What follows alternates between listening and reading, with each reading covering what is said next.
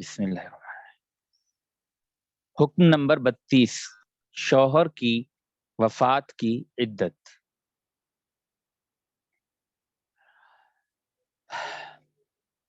اعوذ باللہ من الشیطان الرجیم، بسم اللہ الرحمن الرحیم۔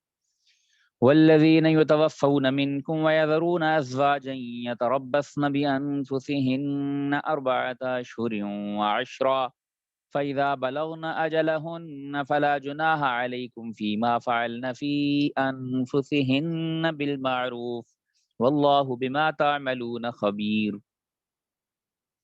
والذین یتوفون منکم، اور جو لوگ وفات پا جائیں تم میں سے، ویذرون ازواجا، اور چھوڑ جائیں اپنی بیویاں، یتربصن، تو چاہیے کہ وہ انتظار میں رکھیں، بِأَنفُسِهِنَّ، اپنے نفسوں کو، یعنی اپنے آپ کو روکے رکھیں، انتظار میں رہیں۔ کتنا؟ اربعۃ اشہر وعشرا، 4 مہینے اور 10 دن۔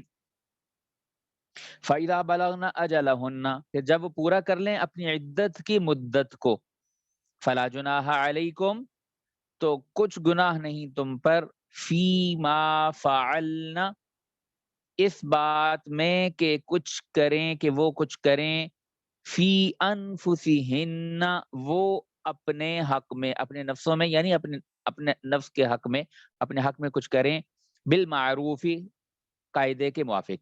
یعنی پھر جب وہ پورا کر لیں اپنی عدت کی مدت کو، تو کچھ گناہ نہیں تم پر اس بات میں کہ کچھ کریں وہ اپنے حق میں قاعدے کے موافق۔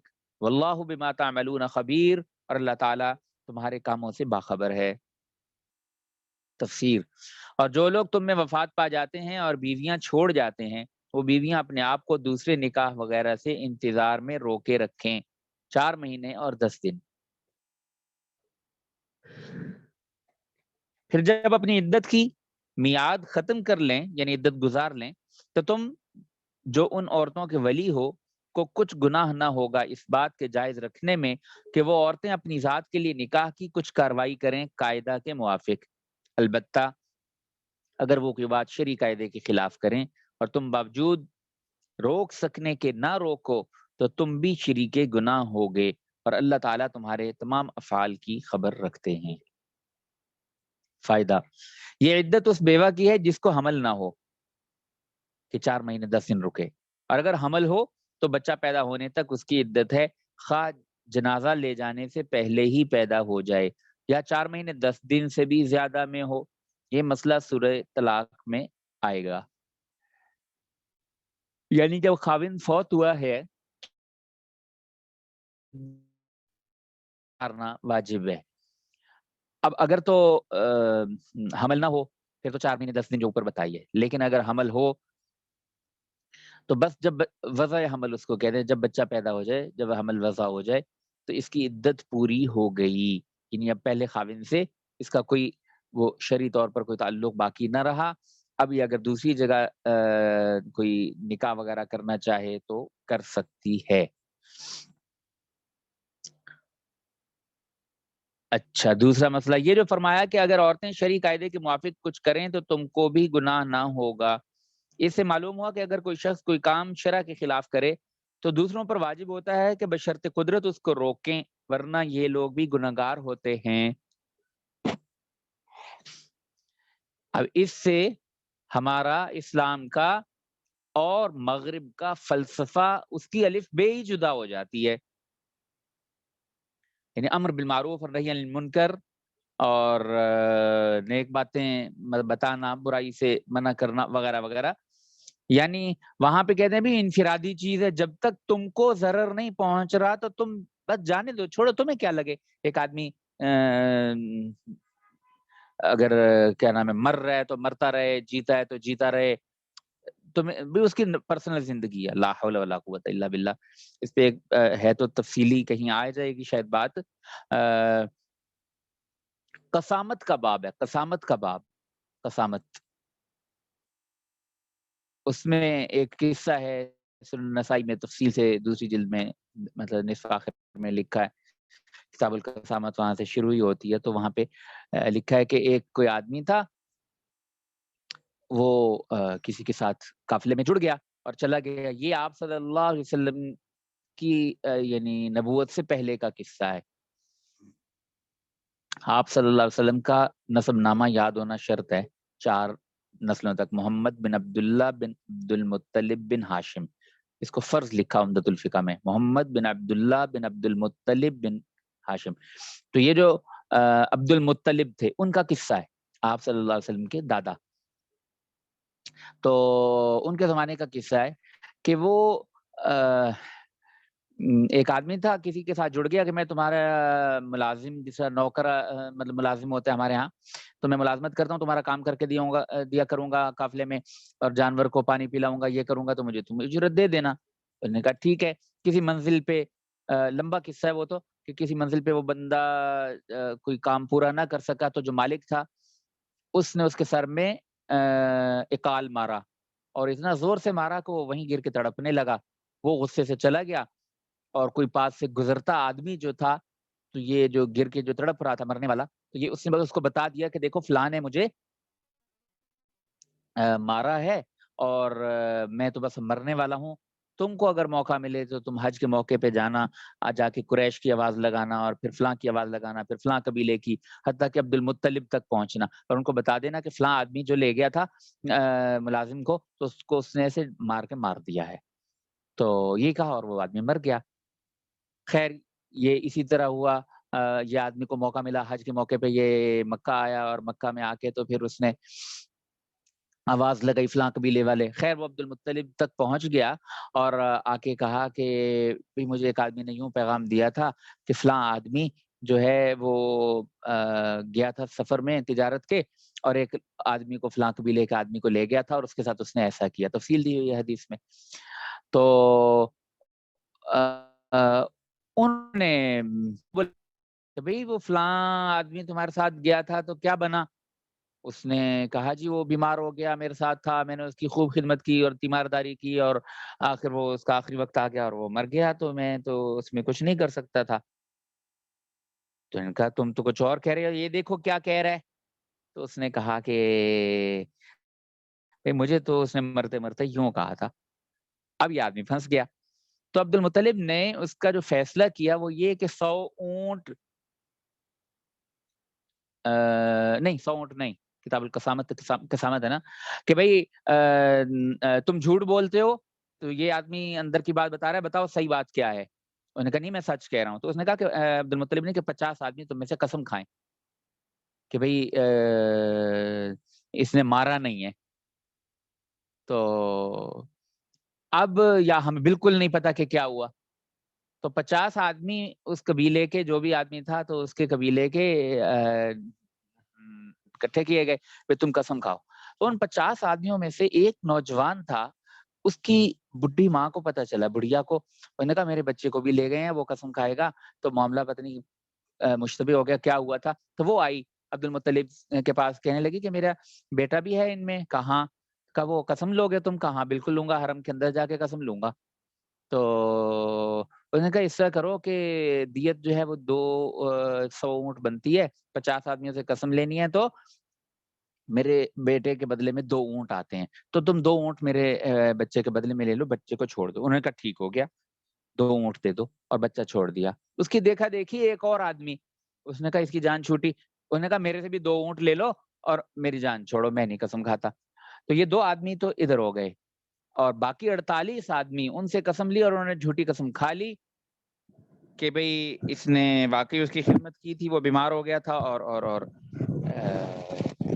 یہ سچا ہے. ابن عباس رضی اللہ عنہ اس کے راوی ہیں، وہ کہتے ہیں کہ ما حال حول وعین تطرف، کہ 1 سال نہیں گزرا کہ ان 48 میں سے ایک آنکھ بھی چمکتی اور جھپکتی باقی ہو. 1 سال کے اندر اندر سارے 48 کے 48 مر گئے. یہ تو مختصر سا قصہ میں نے بیان کیا، تفصیل حدیث کی کتابوں میں اور بھی ہے. اس کے اوپر جو اچھا یہ ان چیزوں میں ہے قسامت جو اسلام سے پہلے کوئی ریت جاری ہوئی اور اسلام نے اس کو ختم نہیں کیا، اسلام کی روح کے اور اسلام کے اصول کے منافی نہیں تھی، اس کو باقی رکھا. تو قسامت اب بھی باقی ہے. اگر کسی بستی میں، کسی محلے میں ایک آدمی مردہ پایا جائے، کوئی لاش مل گئی، بھئی کس نے مارا؟ ہر ایک کہتا ہے مجھے نہیں پتا کس نے مارا ہے. تو بھائی پوری بستی جو محلہ ہے اس محلے کے قبیلے کے 50 آدمی قسم کھائیں گے کہ ہمیں واقعی نہیں پتا، اور اگر کسی کو پتا ہے تو اس کو بتانا چاہیے، اگر نہیں پتا تو 50 آدمی قسم کھائیں ورنہ دیت دیں۔ وہ عاقلہ اس کو کہتے ہیں، وہ تفصیلی احکامات ہیں۔ اب آدمی کہے کہ یار مطلب کسی نے مارا ہی ہوگا، ٹھیک ہے مار دیا، لیکن باقی سارے ان کو کہنے کا کہ بھی قسم کھاؤ نہیں تو تم 100 اونٹ اکٹھے کر کے دو، تو یہ کیا مطلب، تو کہ کبھی دوسرے آدمی کو کہو، تو اس کی حکمت لکھی ہے کہ اسلامی معاشرہ ایسا نہیں ہوتا کہ بے ہوش معاشرہ ہو، غافل معاشرہ ہو اور مجہول الحال معاشرہ ہو۔ ان کو پتا ہوتا ہے کہ ہمارے دائیں بائیں کیا ہو رہا ہے، ہمارے محلے میں کیا ہو رہا ہے اور ہمارے علاقے میں کیا ہو رہا ہے۔ اگر ان کو خبر ہی نہیں ہے تو یہ کیسے مسلمان ہیں؟ تو اس لا علمی اور غفلت کا خمیازہ یہ بھگتنا پڑے گا کہ اگر کوئی ایسے مجہول الحال کوئی مقتول مل گیا تو اس کے پیسے اور اس کے دیت ادا کرنی پڑے گی۔ جو لکھا ہے نا کہ اگر کوئی شخص کوئی کام شرع کے خلاف کرے تو دوسروں پر واجب ہوتا ہے کہ بشرط قدرت اس کو روکیں، ورنہ یہ لوگ بھی گناہگار ہوتے ہیں۔ تو یہ اسلام کی روح اور آج کے مغرب کے فلسفے کی روح بالکل مختلف ہے۔ وہ کہتے ہیں یہ سب چیزیں انفرادی ہیں، اسلام کہتا ہے کوئی چیز نجی نہیں ہوتی، کوئی چیز انفرادی نہیں ہوتی، وہ بس چند ایک ہیں بس جو بالکل نجی۔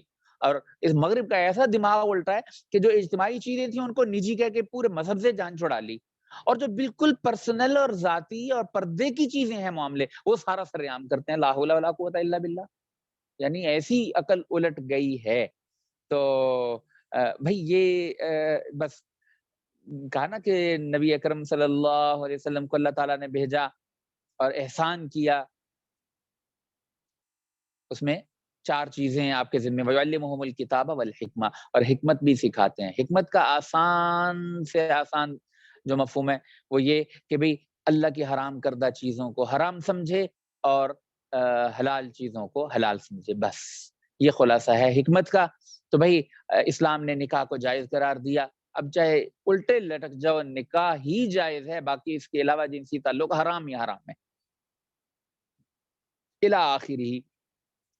تو یہ بات یعنی اپنے اپنے دائرے کی ہے، یہ اچھی طرح آج کل اتنے لوگ یہ سوال پوچھتے ہیں بھی وہ تو فلاں کی چیز ہے، وہ تو فلاں کی انفرادی بات ہے، فلاں کی ذاتی نجی، بھائی نجی کیسے ہے؟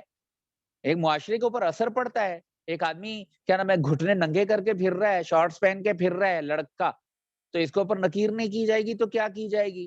اسلام آباد کی میرے سامنے کی بات ہے کہ ایک نوجوان لڑکا تھا، تو وہ مسجد میں آیا تو اس کے وہ کچھا سا پہنا ہوا، گھٹنے سے بھی اوپر تک آدھی پنڈلی بھی یہ کیا نام ہے ران بھی ننگی ہو رہی ہو۔ تو امام صاحب جو تھے وہ آئے نماز پڑھانے کے لیے، تو انہوں نے کہا بیٹا دیکھو اسے نماز نہیں ہوتی، تو گھٹنا تو چھپا ہونا چاہیے، اس کے بغیر نماز نہیں ہوتی۔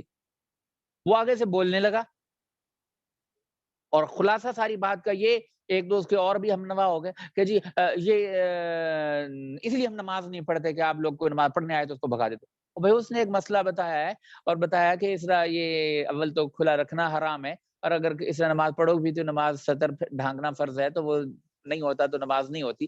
تو عجیب ایسا دماغ الٹا ہوا ہے۔ تو بہرحال یہ بات آدمی کے ذہن میں رہنی چاہیے کہ اسلام کے اندر اپنی ذمہ داری بھی ہے، اور جہاں تک آواز لگا سکے بتا سکے، دوسرے کی ذمہ داری بھی ہر ایک کے اوپر ڈال دی گئی ہے۔ تو یہ کہہ کے آدمی بری ذمہ اور ایک طرف نہیں ہو سکتا کہ یہ تو نجی چیز ہے اور یہ تو انفرادی چیز ہے، نہیں۔ ایسے جس چیز کا تعلق معاشرے سے ہو جاتا ہے، اجتماعیت سے ہو جاتا ہے، اس کو نجی کہہ کے نہیں چھوڑا جا سکتا کہ جی وہ ننگا پھر رہا ہے تو پھرتا رہے، بھائی اس ننگے کو دیکھ کے اور ننگے ہوں گے، غلط بات ہے۔ تو اس کے اوپر نکیر کرنی واجب ہو جائے گی۔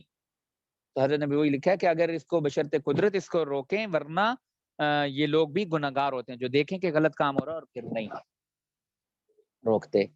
تیسرا مسئلہ، قاعدہ کے موافق سے یہ مراد ہے کہ جو نکاح تجویز ہو وہ شرعاً صحیح اور جائز ہو اور حلت کی تمام شرائط موجود ہوں۔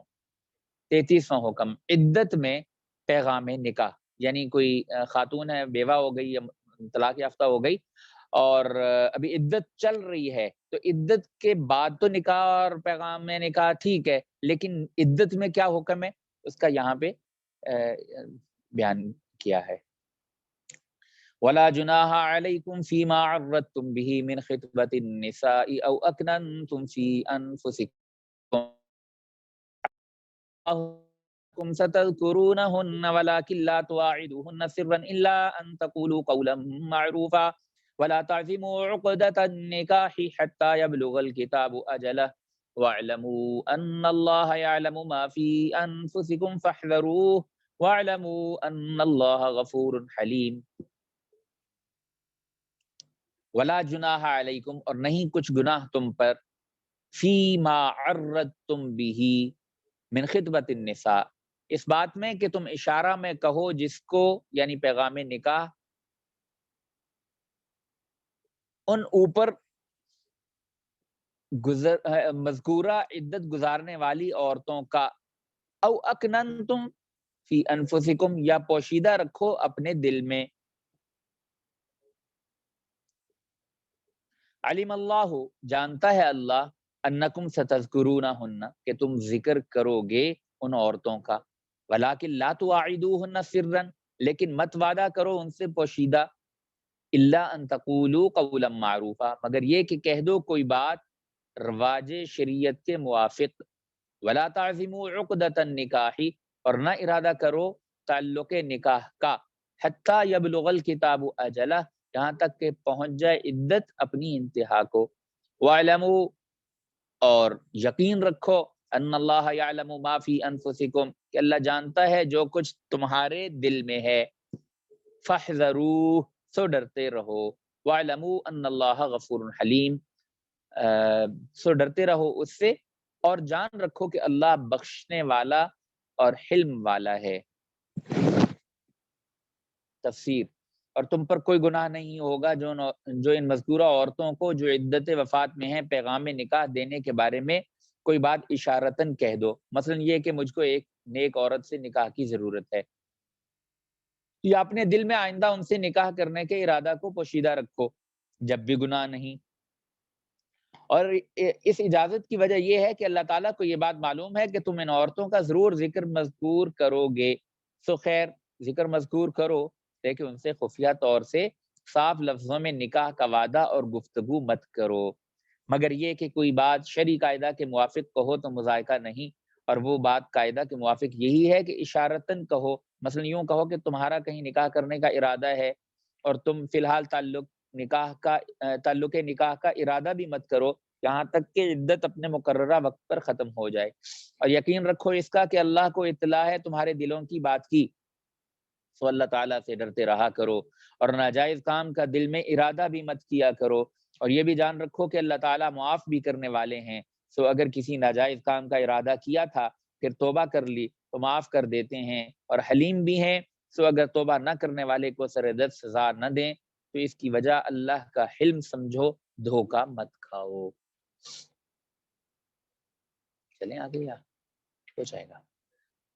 34واں حکم، رخصتی سے قبل طلاق میں مہر کا حکم، یعنی رخصتی نہیں ہوئی اور اس سے پہلے ہی طلاق ہو گئی، نکاح ہوا تھا اور طلاق ہو گئی، رخصتی نہیں ہوئی تھی، تو مہر کا کیا حکم ہے؟ رخصتی سے قبل طلاق کا مطلب یہ ہے کہ زوجین میں یکجائی اور خلوت صحیحہ سے پہلے ہی طلاق کی نوبت آ جائے. تو اس میں پھر دو صورتیں ہیں، یا تو اس نکاح کے وقت مہر مقرر نہیں ہوا یا مہر مقرر ہوا ہے. آئندہ آیتوں میں پہلی صورت کا پہلے ذکر ہے اور دوسری صورت کا بعد میں. لا جناح علیکم ان طلقتم النساء ما لم تمسوهن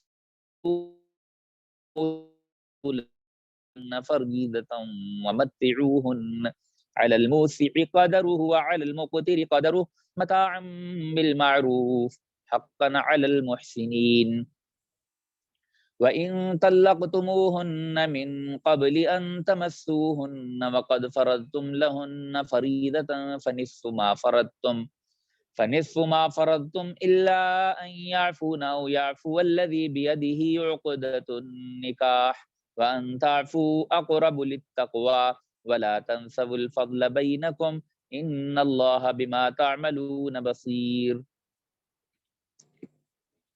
لا جناح علیکم، نہیں کچھ گناہ تم پر، ان طلقتم النساء، اگر تم طلاق دو عورتوں کو. کون سی؟ ما لم تمسوہن، ایسی عورتوں کو جب تک نہ ہاتھ لگایا ہو تم نے ان کو. او تفردوا لہن فریدہ، یا نہ مقرر کیا ہو ان کے لیے کچھ مہر. ومتعوہن، اور کچھ فائدہ دو ان کو. علی الموسع قدرہ، وسط والے پر اس کے بقدر. وعلی المقتر قدرہ، اور تنگی والے پر ہے اس کے بقدر. متاعا بالمعروف، ایسا فائدہ جو کہ قاعدے کے موافق ہے. حقا علی المحسنین، واجب ہے نیک معاملہ لوگوں پر. وَإِن طَلَّقْتُمُوهُنَّ، اور اگر تم طلاق دو ان کو. من قبل ان تمسوهن، اس سے پہلے کہ ہاتھ لگاؤ تم ان کو. وقد فرضتم لهن فريضة، اور مقرر کر چکے تھے تم ان کے لیے مہر. وقد فرضتم، اور فرض کر چکے تھے یعنی مقرر کر چکے تھے. لہن، ان کے لیے. فریضتاً، مہر.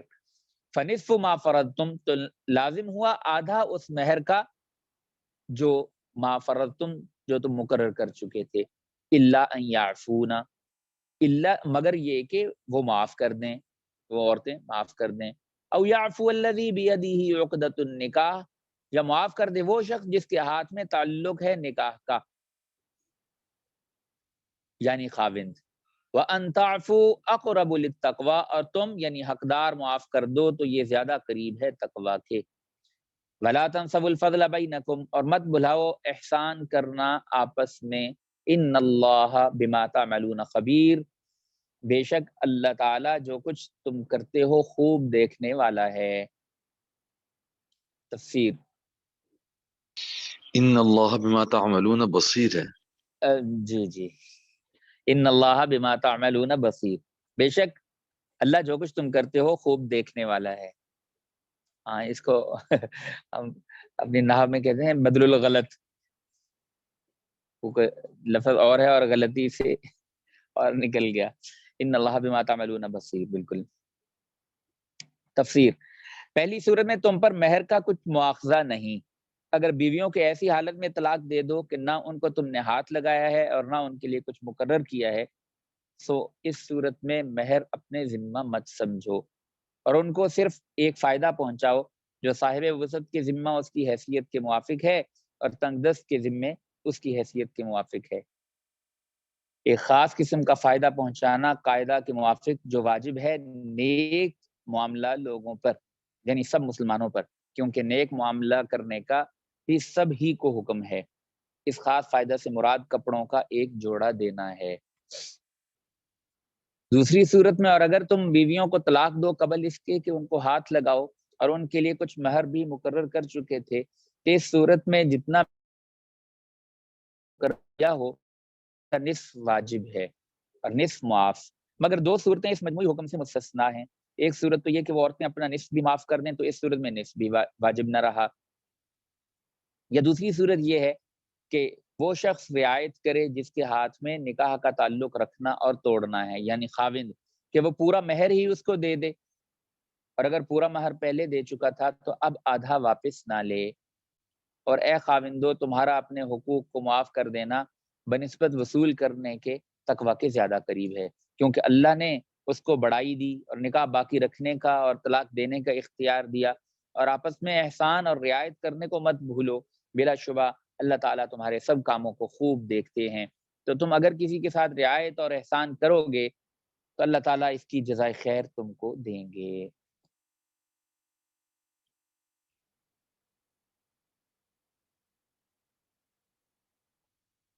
صدق اللہ العظیم.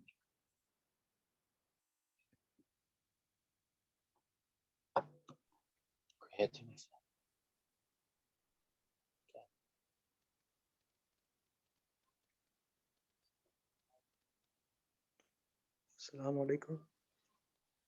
ہاں، وعلیکم السلام ورحمۃ اللہ.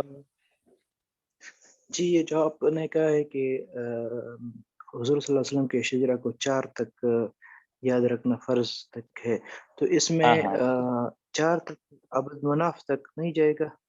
ہاں، عبد مناف تک جائے گا. میں نے کیا کہہ دیا؟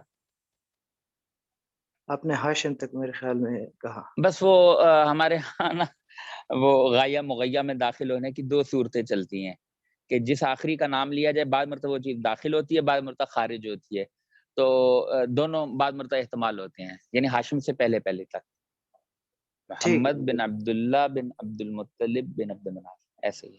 جزاک اللہ خیر. ٹھیک ہے. بارک اللہ، اللہ بہت خوش. ٹھیک ہے، السلام علیکم.